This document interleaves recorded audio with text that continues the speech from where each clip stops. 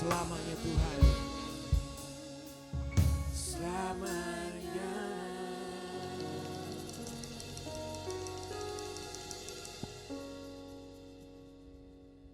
Saudaraku, ketika kita menyanyikan lagu ini, dengan apa kita balas kebaikan Tuhan?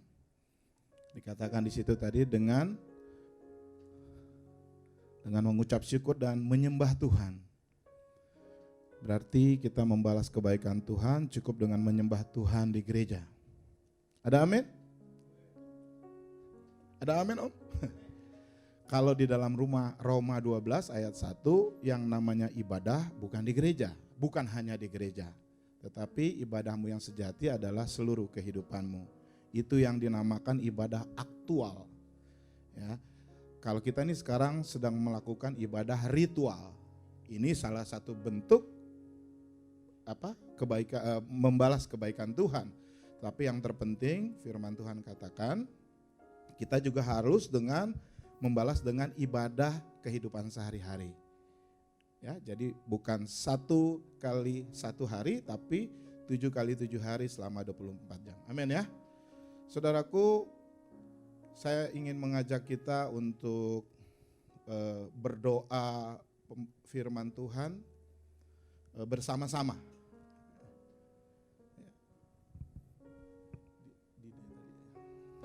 Jadi kita naikkan lembut saja, kita nyanyikan dalam doa dan kita sungguh-sungguhan. Sungguh-sungguh. Ya Tuhan, tiap jam ku memerlukan-Mu. Engkaulah yang memberi sejahtera penuh setiap jam ya Tuhan, di Kau ku perlukan, ku datang juru selamat, berkatilah.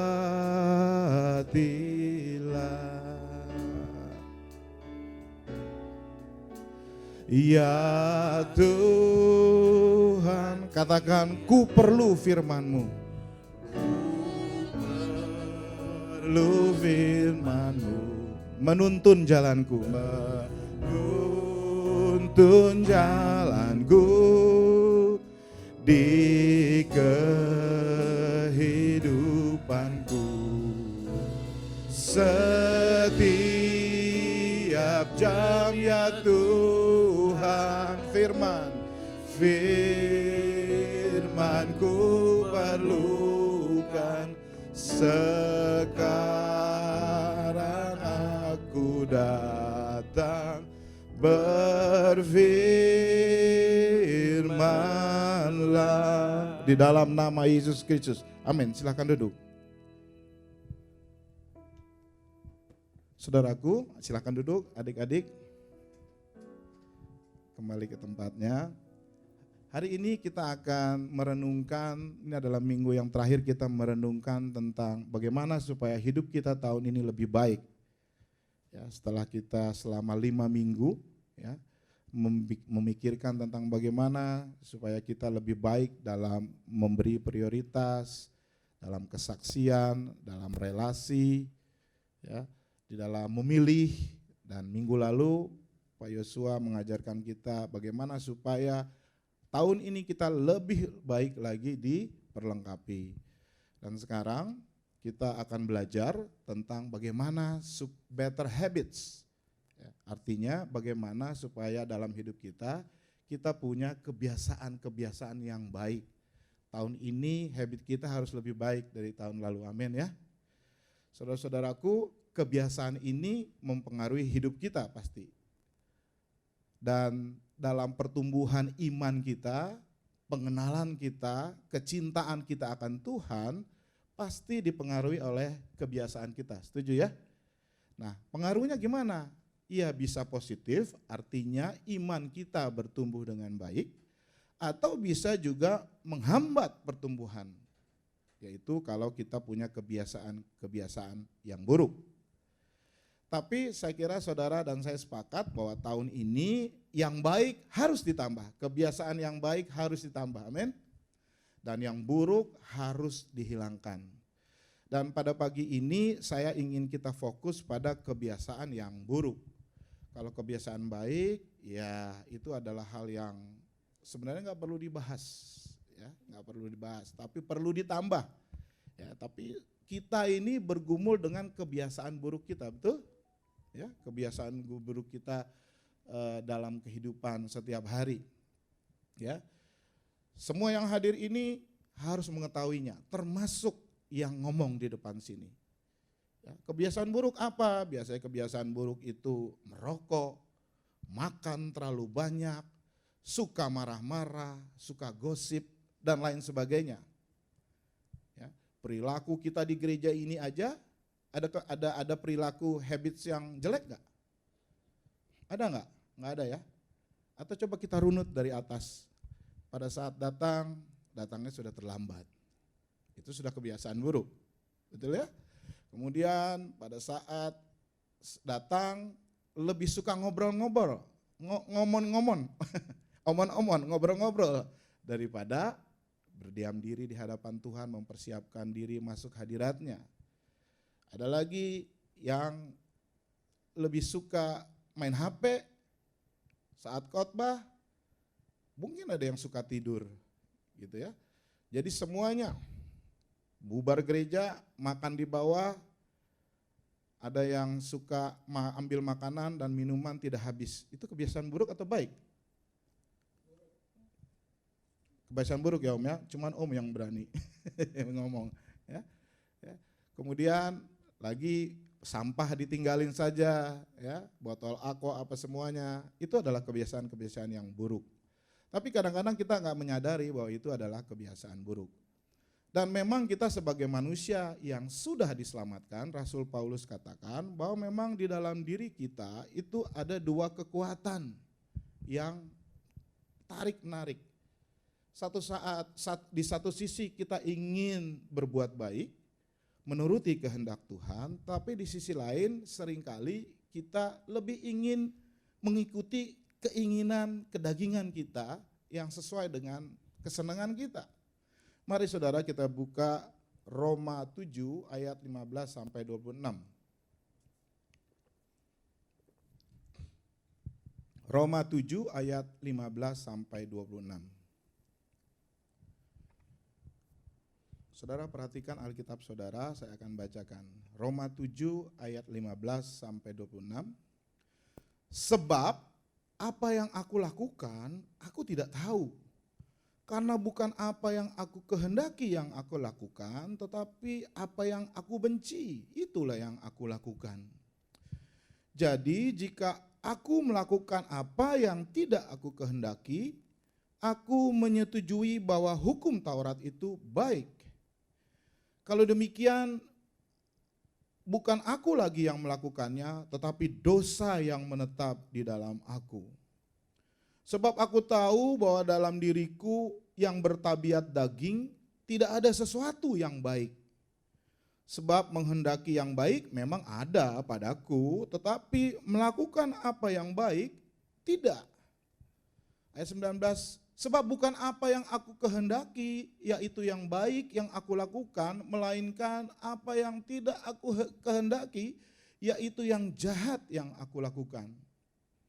Jika aku melakukan apa yang tidak aku kehendaki, bukan lagi aku yang melakukannya, tetapi dosa yang tinggal di dalam aku. Jadi aku dapati hukum ini, jika aku ingin melakukan apa yang baik, yang jahat itu ada padaku.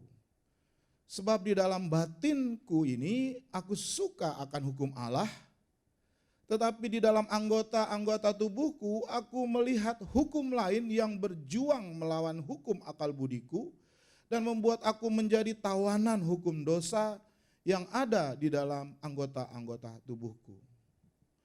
Aku manusia celaka. Siapa yang akan melepaskan aku dari tubuh maut ini? Ayat 25. Syukur kepada Allah melalui Yesus Kristus. Sedemikian pembacaan firman Tuhan. Tuhan Yesus sendiri yang bilang bahwa yang berbahagia, yang diberkati adalah mereka yang mendengar dan melakukannya dalam kehidupan sehari-hari. Artinya yang melakukan ibadah yang sejati dalam kehidupannya sehari-hari. Saudaraku, kalau kita baca tadi bahwa memang semua manusia, termasuk manusia yang sudah diselamatkan, itu selalu bergumul dalam kehidupannya, di dalam dirinya, di dalam batinnya. Kenapa? Memang tubuh kita ini kan tubuh yang fana. Kita diselamatkan, tetapi kita belum sempurna diselamatkan. Kita masih menggunakan tubuh yang fana, belum tubuh kemuliaan. Jadi masih bisa berbuat dosa. Ya. Tetapi Tuhan katakan, kamu sudah diselamatkan, tetapi kerjakanlah keselamatanmu. Berarti dalam kehidupan kita setelah diselamatkan, sampai nanti kita diselamatkan secara sempurna, ketika Tuhan Yesus datang, atau ketika kita mati, itu adalah sebuah perjalanan yang penuh dengan pergumulan, dan juga penuh dengan perjuangan melawan dosa, melawan segala keinginan daging, termasuk di dalam melawan segala kebiasaan-kebiasaan buruk. Habit dalam bahasa Inggrisnya, dalam bahasa Latin itu artinya memegang teguh, artinya menghidupi. Jadi saudara-saudaraku, habit atau kebiasaan adalah sebuah cara kita bertindak yang terbentuk karena pengulangan. Tadi Monci udah bilang ya, apa tadi ilustrasinya apa, Bos? Restoran, Shaolin. Saya kok restoran ya? Mungkin maksud saya sama seperti pegawai restoran Padang yang bisa bawa ini ya. Dia bisa itu kan karena dia biasa melakukan, dia latihan terus menerus. Ya. Jadi memang sebuah kebiasaan baik atau buruk itu adalah sebuah cara kita bertindak yang menjadi sebuah terbiasa karena kita selalu mengulang-ulang. Dan kata kuncinya di sini adalah repetisi atau pengulangan. Katakan kiri kanannya repetisi. Supaya saudara ingat ya, kebiasaan itu muncul karena dari pengulangan. Dan beberapa diantaranya baik tentunya. Olahraga teratur, ya, kebersihan diri, apalagi baca Alkitab secara teratur, ibadah di gereja, makan makanan yang cukup, tidur yang cukup, ya. Dan semua kebiasaan baik itu tentunya menolong kita secara fisik, tapi juga secara emosional dan juga secara spiritual tentunya. Kalau kita biasa berdoa, baca Alkitab. Dan biasanya itu mama kita yang menerapkan sejak kita kecil, ya. Mama kita tahu bahwa supaya si Naldo ini bisa bertumbuh dengan baik, maka saya harus paksa dia sejak kecil untuk baca saat teduh, untuk berdoa sebelum dan sesudah makan. Dulu kami waktu kecil doanya itu harus 2 kali, ya, ngumpul doa sebelum dan sesudah. Bukan begitu, Boc, ya. Dulu sejak kita kecil. Jadi mereka selalu mendidik kita, ibu kita mendidik kita supaya kita punya kebiasaan-kebiasaan yang baik dan bermanfaat saat kita dewasa. Dulu saya waktu kecil juga biasa tidur siang. Ya. Kalau sudah pulang sekolah tidur gitu. Sekarang mungkin enggak kali ya anak-anak sekarang ya. Ya, tidur siang, sorenya bangun, mandi pakai celana monyet, bedaknya belepotan gitu ya. Itu adalah kebiasaan-kebiasaan yang masih diturunkan karena ibu kita. Tetapi ada juga kebiasaan-kebiasaan yang buruk. Kalau tadi semua itu adalah kebiasaan yang baik. Dan itulah yang mau kita renungkan pada hari ini. Yaitu kebiasaan berupa tindakan, praktek-praktek yang enggak sehat, tidak bermoral, dan itu terjadi karena diulang terus, ya, repetisi, diulang terus dan akhirnya menjadi kebiasaan kita. Ya. Dan ada beberapa kalimat bijak, katakan begini, kebiasaan buruk itu seperti rumput liar, mereka tumbuh tanpa usaha dan sulit untuk dihilangkan mereka. Saya punya tanah di Cinere, kosong tanahnya, itu ditumbuhi oleh rumput liar. Ya. Dan saya nggak perlu nggak perlu siram, ya, nggak perlu gali-gali, sebulan aja udah tinggi-tinggi, apalagi 3 bulan tinggi-tinggi. Ya. Tetapi kalau kita menanam rumput itu susah, betul ya, rumput gajah, rumput apa, itu harus disiram, diberi pupuk, dan lain sebagainya. Ya. Jadi kebiasaan buruk itu seperti rumput liar, dia bisa bertumbuh dengan cepat tanpa perlu dipupuk. Betul ya? Kenapa? Karena memang natur kita ini adalah natur yang lebih ingin berdosa. Sementara kalau kita mau membuat rumput yang baik, rumput yang bagus, ya, ini adalah sebuah metafora dari kebiasaan yang baik, itu harus ditanam, harus dipupuk, harus dirawat. Ya, begitupun dengan kebiasaan baik, itu tidak bisa muncul begitu saja, tetapi dia harus dirawat. Ya. Lalu ada juga idiom yang kedua dikatakan begini, bahasa Inggris sedikit, untuk good habits, the pain is now, the payoff is later. Setuju nggak? Artinya kebiasaan yang baik itu susahnya sekarang, tetapi benefitnya, kenikmatannya nanti. Sebaliknya kebiasaan buruk, nikmatnya sekarang, tetapi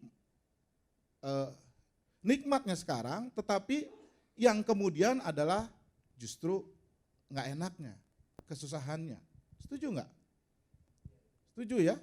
Contohnya misalnya apa? Ya antara hemat dan boros. Orang kalau hemat, banyak menabung, pasti nanti pada satu saat hidupnya akan lebih baik. Betul kan? Kalau misalnya ada sesuatu keperluan yang mendadak, dia punya tabungan. Tapi kalau hari ini kita gajian bagi yang sudah kerja, kita habis-habisin, ya nggak apa-apa juga, karena itu kesenangan kita. Beli sepatu Nike kayak misalnya ya, atau apa, nggak apa-apa juga gitu ya. Ya, sepanjang kau tetap harus menghemat. Tapi kalau saudara habis-habisan bahkan pakai pinjol untuk kesenangan sekarang, maka nanti buntutnya di belakang. Ketika kau sakit, kau nggak punya uang, ya, ketika kau duitmu pas-pasan ditagih sama Om Beni, ya, karena kau punya pinjaman. Jadi saya rasa kita sepakat, the pay is now, kebutuhan baik adalah kebiasaan baik adalah the pain is now and the payoff is later. So saudara-saudaraku, tapi saya mengajak kita merenungkan untuk kebiasaan buruk yang lebih dalam lagi. Ya, bukan yang terlihat jelas akibatnya.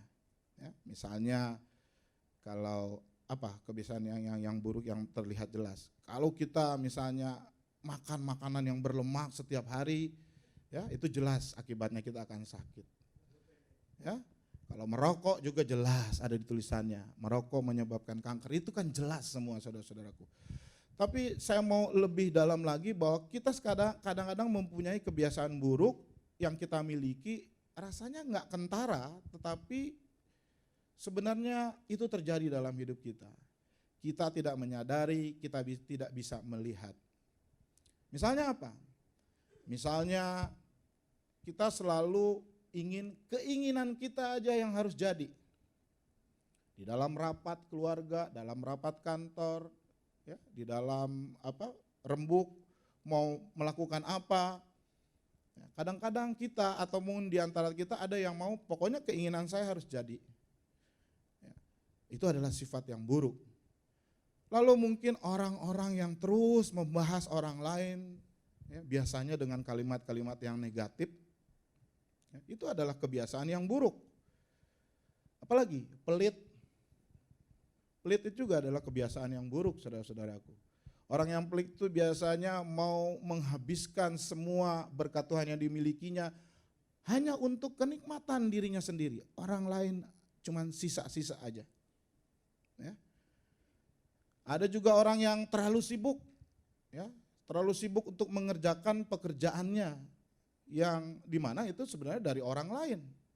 Ya, sehingga dia lupa keluarga, dia lupa gereja, bahkan dia lupa Tuhan. Saking sibuknya nggak pernah saat teduh dan lain sebagainya. Ya. Saya lanjutkan lagi. Apalagi kita juga kadang-kadang punya kebiasaan untuk membuat diri kita baik di hadapan orang, tetapi dengan mengorbankan orang lain. Kita mau tampil hebat sendiri. Bahkan dalam pelayanan seringkali terlihat seperti itu. Kebiasaan lain adalah orang yang mempunyai yang nggak punya semangat, yang cepat menyerah. Ya. Kemudian orang yang suka marah-marah, orang yang suka menyalahkan orang lain, dan termasuk juga saudara-saudara yang suka mengasihani diri sendiri, self pity, itu juga kebiasaan buruk. Ya. Kemudian juga menghindari menghindari tanggung jawab dan lain sebagainya. Ya. Udah banyak nih daftarnya. Apakah saudara ada yang tersinggung? Apakah saudara ada yang melihat, oh saya ini. Ya. Sejauh ini saya sudah menceritakan dengan lengkap dan sudah banyak menyinggung saya. Ya, saya berharap saudara juga begitu. Ya. Tetapi saudara-saudaraku, tidak ada kata terlambat di dalam Tuhan untuk mengembangkan kebiasaan yang baik dalam hidup kita. Amin. Ya. Jika kita ingin hidup lebih bahagia dalam terang firman Tuhan, kita ingin hidup berbuah secara spiritual, maka coba saudara-saudara pertimbangkan untuk melihat diri saudara, kebiasaan buruk apa yang menjadi kebiasaan hidup kita. Lalu meminta kepada Tuhan untuk kita bisa menghilangkannya itu. Karena kebiasaan yang buruk itu efeknya ada juga ke kita. Biasanya kita akan sering merasa khawatir, kita stres, rasa bersalah, ketakutan, kemarahan, dan lain sebagainya. Ya. Jadi saudara-saudaraku, mari kita berusaha untuk cari jalan keluar supaya kita dapat menghilangkan kebiasaan buruk, menambah kebiasaan yang baik, dan beda dengan kebiasaan buruk yang bikin kita takut, bikin kita khawatir, stres, depresi. Tetapi kebiasaan baik itu akan melahirkan kepuasan dan kebaikan di dalam kehidupan kita. Baik secara emosi, ya, maupun secara relasi dengan sesama, dengan pasangan, dan juga secara spiritual iman kita. Jadi saudaraku, pelajaran kita hari ini adalah kita mau mengkaji lebih dalam lagi tentang bukan soal kebiasaan buruknya, tetapi akibat kebiasaan buruk itu. Ya, disadari ataupun tidak disadari, kebiasaan buruk itu akan melahirkan depresi, merasa tidak layak di hadapan Tuhan dan lain sebagainya. Dan yang kedua, bagaimana cara mengatasinya. Sehingga saya berharap saudara keluar dari ruangan ini adalah sesuatu dari Tuhan yang saudara bawa. Amin. Bukan hanya diingatkan saja bahwa saya ini punya kebiasaan buruk, tetapi ada sesuatu tekad dan sesuatu pengajaran dari Tuhan yang bisa kita baca. Dan kebiasaan buruk itu mempunyai konsekuensi. Nah, konsekuensinya itu ada dua macam. Dikatakan konsekuensi yang dari luar, eksternal, seperti yang saya sebutkan tadi. Kalau kita sering melakukan kebiasaan yang tidak baik, maka nanti dalam jangka menengah atau jangka panjang kita akan sakit. Ya, dan itu adalah akibat dari kebiasaan buruk. Ya. Misalnya jika saudara orangnya suka marah-marah, tidak bisa mengendalikan amarah saudara, biasanya hidupmu itu akan penuh konflik. Bahkan bisa jadi kekerasan itu sering muncul dalam hidupmu. Bayangkan di jalan disusul sedikit saudara marah. Akhirnya saudara berkonfrontasi dengan orang lain. Ya. Itu adalah konsekuensi akibat dari kebiasaan buruk secara eksternal, dari luar. Tetapi ada juga yang konsekuensi di dalam batin kita, internal. Dan ini yang harus kita waspadai. Ya. Biasanya kebiasaan buruk itu akan membuat perasaan kita tidak berharga, kemudian kita menjadi orang yang tidak tidak bisa mengendalikan diri dalam segala hal, di dalam belanja, di dalam seksual, di dalam kemarahan dan lain sebagainya. Dan akhirnya akan membuat kita merasa self pity. Kita mengasihani diri kita sendiri. Dan yang paling parah, kalau orang punya kebiasaan buruk itu biasanya dia merasa unworthy atau semakin tidak layak. Dia selalu berpikir bahwa aduh saya jatuh terus di dalam dosa. Rasanya saya tidak pantas mendapatkan pengampunan dari Tuhan. Sekalipun setiap minggu saya diajak untuk mengakui dosa, kemudian saya mengakui dosa, ya, dipimpin oleh pemimpin ibadah, kemudian saya dapat kata-kata penguatan melalui janji pengampunan berita anugerah, tetapi besok saya berdosa lagi, dan begitu seterusnya. Ya, itu kalau kita mengulangi hal-hal yang buruk yang sama, pada satu titik kita sulit untuk merasa layak di hadapan Tuhan. Ya, banyak orang Kristen yang merasa tidak layak dan mengalami kesulitan di dalam menjalani hidupnya sebagai orang Kristen, karena mereka berpikir, kayaknya Tuhan gak bisa mengampuni saya, karena terlalu banyak bad habit dalam hidup saya. Itu adalah salah satu akibat internal kita dari perbuatan yang buruk. Selain itu yang internalnya akan putus asa. Kadang-kadang kebiasaan buruk itu membuat kita jadi lumpuh. Lumpuh secara emosional, lumpuh secara spiritual. Kita ngerasa gak berdaya. Karena kita terus menerus melakukan kesalahan yang sama berulang kali. Lalu akibat berikutnya adalah kita akan bersifat defensif terhadap kebiasaan buruk kita.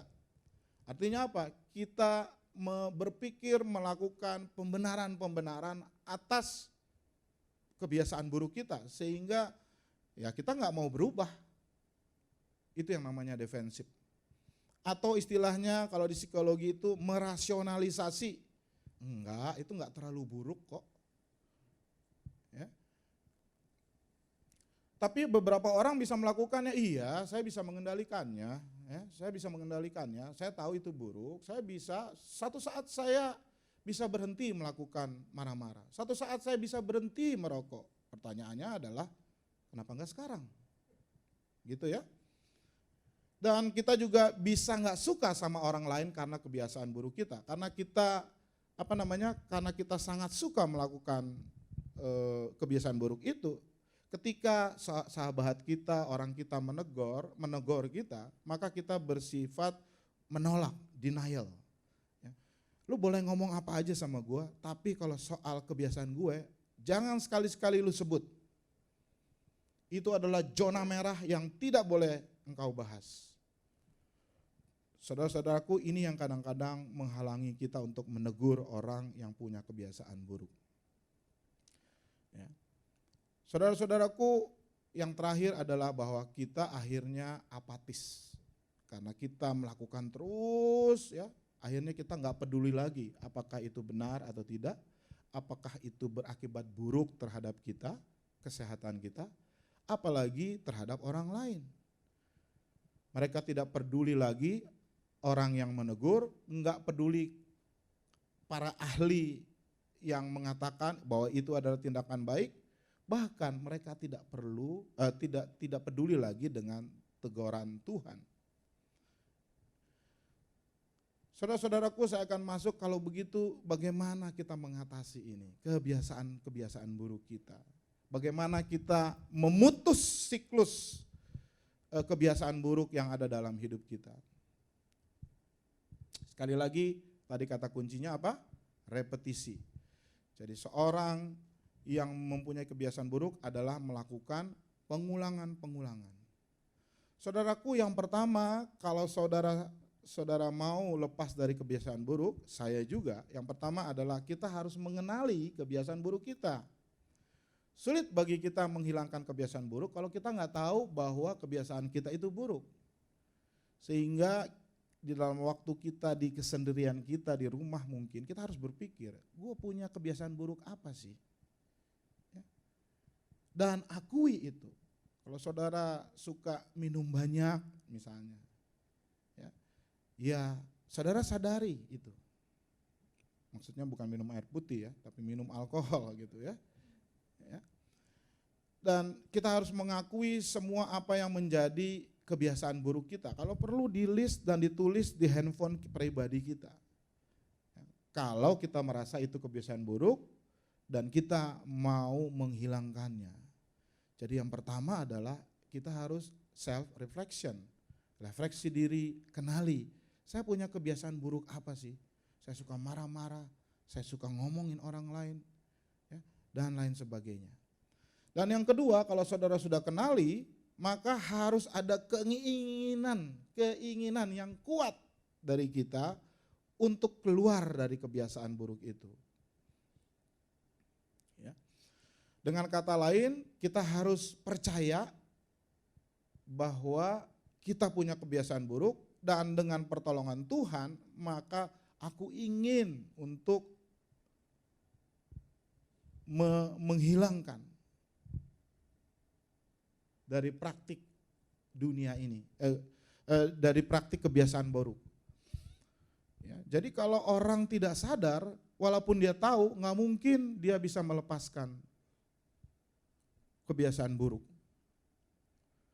Suatu saat ada ngobrol-ngobrol nih ya, ada orang iseng, dia bilang adik saya ini adalah seorang gay, seorang homo. Gimana ya Pak Pendeta cara menghilanginnya? Yang nggak bisa dihilangkan. Percuma kalau dia nggak mau bertobat. Nah benar, bisa dipukulin ya Om ya. Tapi hal yang kedua dibilang harus ada timbul dalam keinginannya untuk menghilangkan itu. Dia harus disadarkan dengan kebenaran, dengan firman Tuhan, ya, dengan segala sesuatu sehingga dia sadar. Jadi kita semua di sini kalau tidak ada keinginan mau dipukulin mau diapa, maka kebiasaan buruk itu tidak akan berubah. Jadi yang pertama tadi kita merefleksi diri, yang kedua kalau kita sudah tahu kita harus punya keinginan untuk untuk menghilangkan kebiasaan buruk. Bagaimana kita menimbulkan keinginan? Kalau dengan pukulin belum tentu, malah dia sakit Om. Tapi mungkin ada tips beberapa hal yang mungkin bisa memotivasi orang untuk menyadari akan kebiasaan buruknya. Yang pertama adalah kita kasih tahu kebenaran. Dan kebenaran itu firman Tuhan. Tentu juga dengan ilmu-ilmu yang Tuhan izinkan. Kita kasih tahu, mungkin kebenaran itu bisa menjadi sebuah pemicu, pemantik orang untuk bergerak. Oh iya ya, ini nggak boleh ya. Seperti tadi kasus sesama, ini adalah kejijikan buat Tuhan dan lain sebagainya. Jadi kebenaran itu yang diberitahukan kepada mereka. Bahkan kita nih yang punya kebiasaan buruk harus tahu kebenaran. Kadang-kadang kita tidak mau melepaskan kebiasaan buruk kita karena kita nggak tahu kebenaran. Mungkin kita tidak merasa bahwa yang kita lakukan itu adalah sebuah kesalahan atau sebuah tindakan yang mempunyai resiko yang berbahaya. Kita bisa sakit. Bahkan tanpa kita sadar kita berkompromi dengan kebenaran. Sehingga kita mempertahankan kebiasaan buruk kita. Jadi yang pertama adalah kasih tahu kepada orang lain atau dirimu sendiri tentang kebenaran. Mudah-mudahan itu bisa memotivasi saudara. Kedua adalah yang boleh menjadi motif adalah cinta atau kasih. Ya. Terkadang saudara dan saya tidak peduli dengan dampak dari kebiasaan buruk kita, tetapi kita peduli terhadap orang lain. Kebiasaan kita itu ternyata mempunyai dampak buat orang lain dan kita peduli dan kasih kepada orang lain. Ya. Daripada anak-anakmu ini ikut sakit, apalagi anak-anak yang kecil, berhentilah merokok, begitu misalnya. Itu karena kasih dan cinta. Ya, itu bisa mendorong motivasi orang untuk merubah kebaikannya. Ya.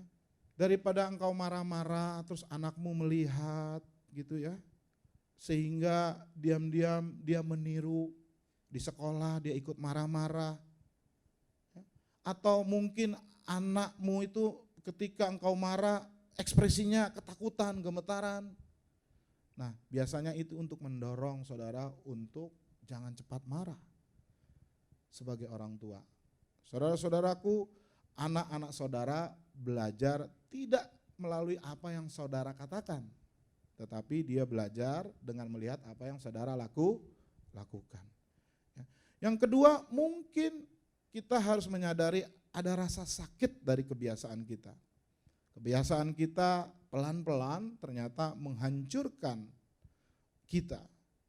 Tetapi seringkali kita, kita abaikan aja itu rasa sakit yang sekarang atau yang nanti. Kita terus berjalan dengan kebiasaan buruk. Tapi ketika kita disadarkan ada rasa sakit yang diakibatkan oleh kebiasaan buruk kita, maka itu bisa menjadi motivasi kita untuk punya keinginan. Tadi yang kedua kan punya keinginan. Yang terakhir kalau semuanya udah nggak bisa adalah dengan doa. Saudara boleh berdoa kepada Tuhan supaya Tuhan periksa dirinya, Tuhan bukakan mana kebiasaannya saudara yang buruk, dan kita boleh berdoa kepada Tuhan, Tuhan taruhlah dalam hati dan pikiran saya supaya saya bisa menyadari dan berusaha menghilangkan kebiasaan buruk kita. Daud berkata di dalam Mazmur 51 ayat 10, Daud juga punya banyak kebiasaan buruk, tetapi dia berdoa. Dia bilang, jadikanlah aku sembuh ya Allah, dan perbaharuilah batinku dengan roh yang teguh. Mazmur 51 ayat 10. Dan semoga itu juga menjadi doa kita di dalam menggumuli kebiasaan hidup kita. Jadi itu adalah langkah yang kedua. Yang pertama, saudara harus mengakui bahwa saudara punya kebiasaan buruk. Yang ketiga, harus ada keinginan untuk lepas dari kebiasaan buruk. Lalu yang ketiga, langkah selanjutnya, saudaraku harus buat keputusan. Buat keputusan untuk berhenti melakukannya. Nah, ini adalah tahap yang lebih sulit, bahkan paling sulit ya. Kita mau membuat keputusan. Oke, saya mau berhenti marah-marah, ya 2 bulan lagi. Saya mau berhenti main judi, ya nanti. Roma Irama itu paling sering kasih teguran ya, lagu-lagunya tuh tentang kebiasaan buruk, misalnya judi, gitu ya, begadang, gitu ya. Itu adalah tentang kebiasaan buruk orang-orang. Gitu. Dan memang tahap ini lebih sulit. Ntar aja besok aja aku masih menikmati semua ini. Dan ini lebih sulit. Diperlukan kekuatan dalam diri kita yang ekstra untuk berhenti melakukan apa yang telah menjadi habit kita yang sudah terpupuk berulang-ulang. Dan oleh karenanya kita hanya bisa bersandar kepada kasih karunia Tuhan. Dan saudara-saudaraku, langkah yang selanjutnya adalah coba dengan mengganti kebiasaan buruk tersebut dengan kebiasaan baik. Saudara ingat beberapa minggu yang lalu saya ceritakan tentang Sakeus. Sakeus itu setelah dia ketemu Yesus, dia berubah secara radikal kebiasaan buruknya. Yang tadinya suka mencuri harta orang melalui manipulasi pajak, tetapi tiba-tiba dia pada saat bertemu Yesus, dia mau mengorbankan hartanya. Bahkan kalau saya ambil cuman sedikit, misalnya 10%, dia akan mengganti berapa kali lipat. Jadi langkah kita selanjutnya adalah kalau ada waktu-waktu dalam hidup kita yang kita isi dengan kebiasaan buruk atau tidak terlalu buruk, maka ganti aja dengan kebiasaan yang tidak baik, kebiasaan yang baik. Saudara-saudaraku, saya akui ya, saya ini terlalu sering lihat sosial media. Bahkan kadang-kadang bangun tidur yang secari handphone saya lihat. Ya, TikTok. Siapa di sini yang enggak main TikTok? Ada enggak? Oh, tenang aja. semua akan TikTok pada waktunya. Ya kalau nggak TikTok mungkin Facebook, ya Instagram gitu ya. Ya, tapi saudara-saudaraku, ya kita harus meninggalkan itu. Kalau perlu handphonenya, kalau saya apalagi saya tolong doakan, sudah doakan saya harus menyelesaikan tesis dalam semester ini. Tapi ini benar-benar mengganggu gitu. Ya. Ya, jadi saya taruh di kamar yang lain supaya saya bisa konsentrasi. Jadi bagaimana kita menggantikan kebiasaan-kebiasaan kita yang buruk dengan kebiasaan-kebiasaan yang baik. Lalu bisa jadi langkah kelima, saudara sharing dengan orang lain. Mungkin dengan pasangan, mungkin dengan elders. Ya. Elders itu artinya orang-orang yang lebih senior ya saudara-saudaraku. Ya, yang lebih matang secara rohani. Kita berbagi beban. Om Benny anggap nih elders ya. Tapi dia punya kebiasaan juga. Ya, kalau orang khotbah dia nyeletuk. Nah, itu kebiasaan baik apa enggak ya? Ayo, berani ngomong enggak? Baik apa buruk? Baik, kalau dia bilang Roma 3 ayat 23 apa Om? Nah, itu bagus. Ya kan? Itu bagus. Tapi kalau nyeletuk-nyeletuknya yang enggak baik, ya itu kebiasaan buruk. Jadi boleh nyeletuk Om, tapi harus kebiasaan yang baik, yang memberi manfaat ya dan tidak mengganggu orang yang di depan. Oke? Peace. Hampir saya salah jari. Peace. Oke. Ya. Jadi saudara bisa mengaku dosa itu dengan pendeta saudara, dengan pembimbing rohani ya. Bagikan beban saudara kepada orang lain, bisa dengan pasangan, bisa dengan anggota keluarga dan lain. Akui bahwa saudara punya kelemahan dan bahwa saudara juga lemah untuk mengatasi itu semua. Dan bisa jadi saudara akan mendapatkan kekuatan yang menyemangati saudara dan saya untuk meninggalkan perbuatan ataupun kebiasaan yang buruk. Enggak harus konseling saudara-saudaraku, dari ngobrol-ngobrol aja ya dengan teman atau ya dengan kolega, saudara bisa berbagi beban. Ya, berbagi masalah kita dengan orang lain itu saja sudah mengurangi beban kita. Bahkan mungkin setengahnya sudah kurang. Saya beberapa kali kalau konseling itu lebih banyak diam. Ya, biarin ngomong aja. Ada seorang ibu istri dulu bareng Horas sih di Gandaria City. Ya, aduh pendeta, saya ada beban nih, saya ada ini. Yaudah yuk ngobrol yuk, kita masuk ke dalam ruangan, saya ajak Horas, terus dia cerita. Saya nggak ngomong apa-apa, Horas juga nggak ngomong apa-apa. Horas lupa apa inget di Gandaria City. Ya, jadi saya cuma mendengar, itu yang saya bilang reflective listening. Kita dengar, jangan kasih nasihat. Dan ternyata sekeluar itu, makasih ya Ito, dia bilang. Ya, ternyata saya bebannya hilang gitu. Puji Tuhan. Ya. Jadi berbagi beban termasuk berbagi kebiasaan buruk. Ya. Dan yang terakhir yang penting, kita mengandalkan Tuhan. Karena mungkin secara akal budi kita nggak mampu ya, menghilangkan kebiasaan buruk itu. Tetapi kita harus menyadari kita butuh kekuatan yang lebih besar. Filipi 4 ayat 7 dikatakan, damai sejahtera Allah yang melampaui segala akal akan memelihara hati dan pikiranmu dalam Yesus Kristus. Jadi kekuatan yang berada di luar kemampuan kita sendiri. Dan itu adalah kekuatan kuasa dari Tuhan, Roh Kudus. Roh Kudus yang katanya melampaui segala akal. Berarti melampaui pikiran kita. Dan kita percaya kepada Tuhan bahwa dengan kuasanya itu dia akan menopang kita. Ketika kita nggak bisa menopang diri kita sendiri, dia yang akan membimbing kita. Ya, ketika kita sesat, termasuk dalam melakukan kebiasaan buruk itu kita tersesat, dan bahkan kuasa Tuhan yang besar itu yang akan menyembuhkan kita dari sakit rohani atau sakit secara psikologi, yaitu melakukan kebiasaan-kebiasaan buruk sendiri.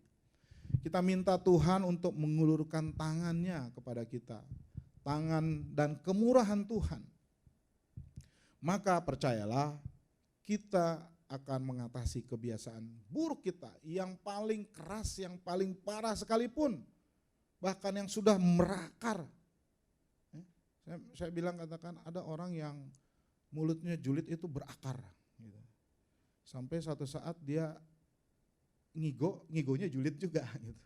Itu karena sudah terlalu mendarah daging. Yang seperti itu tidak ada yang mustahil. Ketika kita menyadari kelemahan kita dan kita tahu kita tidak kuat untuk menghilangkannya, maka bergantunglah kepada Tuhan. Amin. Angkat tanganmu kepada Tuhan, maka Tuhan akan mengulurkan tangannya kepadamu. Dan dia berjanji itu di dalam Yesaya 41 ayat 10. Aku akan memegang engkau dengan tangan kananku dan membawa engkau kepada kemenangan. Yesus mampu, lagu-lagu ini?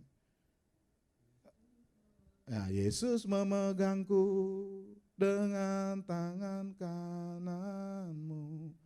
Yesus memberiku, sama-sama, kemenangan, termasuk dalam kebiasaan-kebiasaan yang buruk. Amin ya saudara.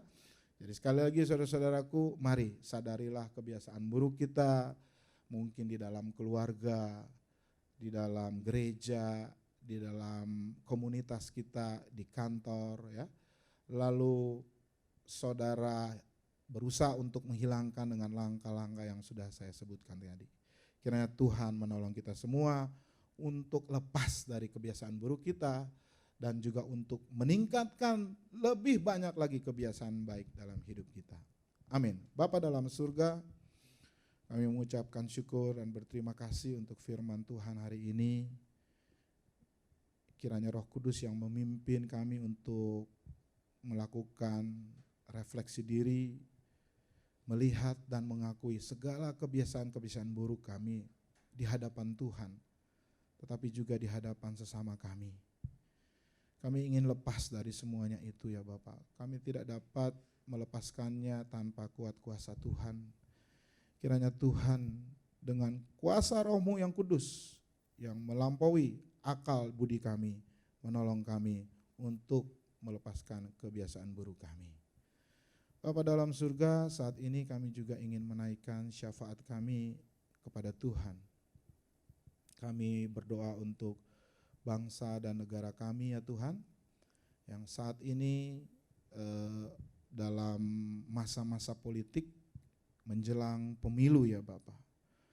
Bapak dalam surga, kiranya Engkau menopang bangsa dan negara kami. Kami bersyukur kami sudah masuk ke dalam masa tenang ya Bapak, sehingga kami harapkan tidak ada lagi persaingan yang saling menjatuhkan, kata ujaran-ujaran yang negatif.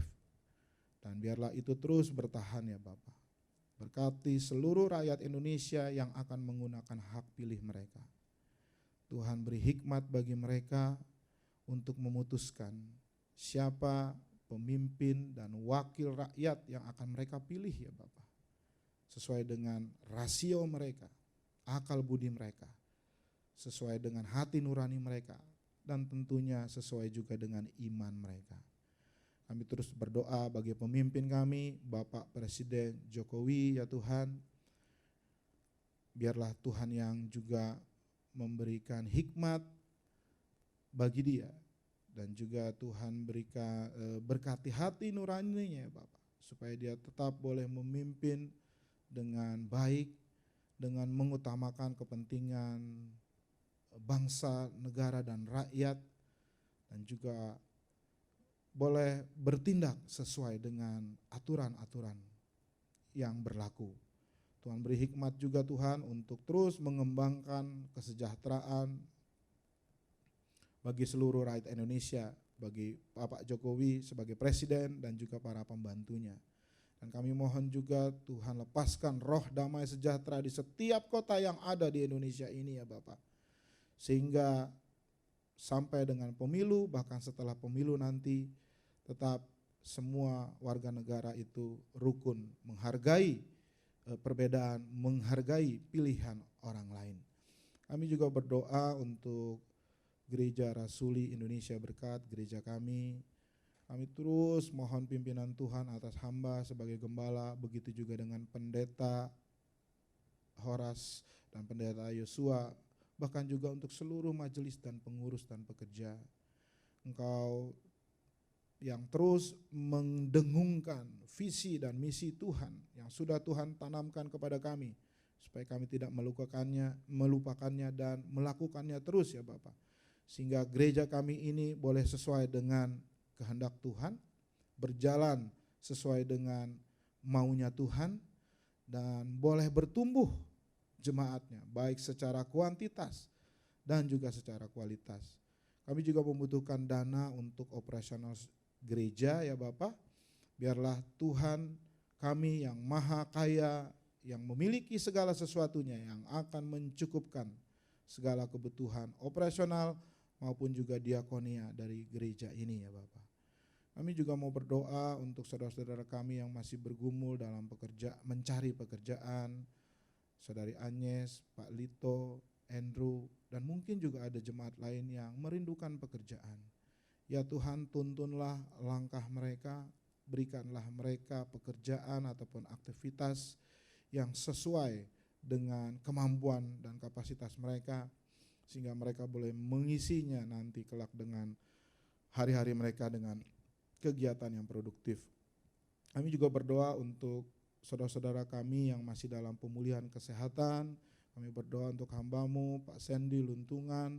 Tuhan berkati ya Tuhan semua proses pengobatan, proses terapi yang sedang dia jalankan untuk matanya ya Bapak.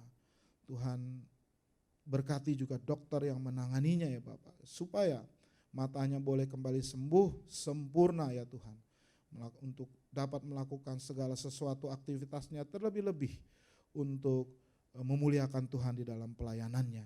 Tuhan beri juga ketenangan dan damai sejahtera dalam hatinya. Begitu juga dengan adik kami Hazel ya Tuhan, dengan tumor di mulutnya, Tuhan jamah ya Bapak. Kami percaya tidak ada yang mustahil bagi Tuhan. Berkati juga Tante Barbara yang dalam pemulihan ya Bapak, Tuhan beri dia kesehatan dan Tuhan berikan damai sejahtera dan sukacita bersama keluarganya, bersama Johan. Berkati juga Pak Iwan Hasan dan juga Bang Deden Manurun, dimanapun mereka berada, biarlah mereka juga boleh mendapatkan pemulihan kesehatan yang sempurna. Terima kasih ya Bapak kepada mereka yang berulang tahun, untuk anak kami Mili Tampake dan Matthew, dan juga Pak Ramon Runtu dan juga Winnie. Tuhan, kami mau menatang anak-anak-Mu ini. Masa depan mereka terserahlah kepada Tuhan. Tuhan dengar apa yang menjadi doa mereka, bahkan doa orang tua mereka bagi anak-anak. Biarlah mereka boleh terus bertumbuh di dalam pengetahuan, di dalam karir, dan terlebih-lebih di dalam pengenalan akan Kau. Terima kasih ya Bapa, inilah doa permohonan kami yang kami naikkan hanya di dalam nama Yesus Kristus, dan kami mau menyempurnakan doa kami ini dengan bersama-sama menaikkan doa yang diajarkan oleh Tuhan kami Yesus Kristus. Bapa kami yang di surga, dikuduskanlah nama-Mu, datanglah kerajaan-Mu, jadilah kehendak-Mu di bumi seperti di surga. Berikanlah kami pada hari ini makanan kami yang secukupnya, dan ampunilah kami akan kesalahan kami, seperti kami juga mengampuni orang yang bersalah kepada kami. Dan janganlah bawa kami masuk ke dalam pencobaan, tapi lepaskanlah kami daripada yang jahat. Karena Engkau yang punya kerajaan dan kuasa dan kemuliaan sampai selama-lamanya. Amin.